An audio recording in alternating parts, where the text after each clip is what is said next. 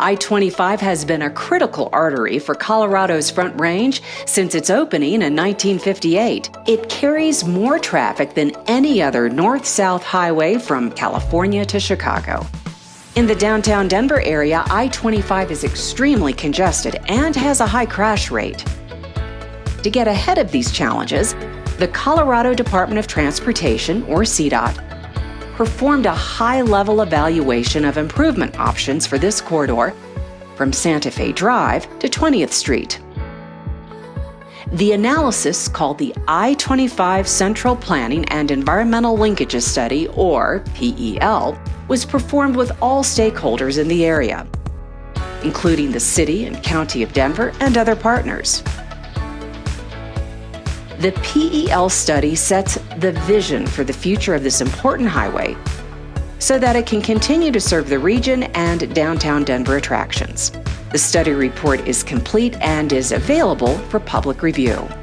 The PEL study looked at a wide range of concepts, all created with the goal of improving congestion, reliability, and safety. Promoting access to local streets and crossing connections for all modes of travel were also key study goals. These concepts were examined in increasingly detailed analysis over 18 months and reviewed with stakeholders and the general public. They were finally packaged together into recommended alternatives for the entire corridor. The three recommended alternatives are: bring the corridor to standard, add managed lanes, and add collector-distributor roads with braided ramps. The three alternatives represent a range of potential benefits for I-25. An extensive traffic model was created to evaluate the three alternatives and the benefits each could bring. Traffic study results showed that the bring the corridor to standard alternative can improve traffic and safety by improving geometry and removing accesses.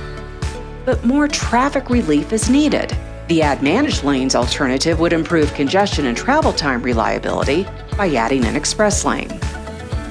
The add collector-distributor roads and braided ramps alternative will improve safety and congestion by separating the on and off ramps and allowing longer transitions into the corridor. No one solution will necessarily solve congestion. A combination of these three alternatives is likely to be the most effective. In addition to these alternatives, the study team also looked at improving multimodal travel by maximizing the RTD system and improving bike and pedestrian connections. The potential of connected and autonomous vehicles on traffic, as well as land use changes in the corridor, were also considered. The PEL study is now complete. The next steps are to look for smaller, high-value projects that can be implemented quickly and to analyze the details of the three alternatives in strategic locations. One early focus area will be in the northern area of the project, where funding exists to at least replace the 1950s bridges at Spear and 23rd Avenue, which are in very poor condition and have very low clearances.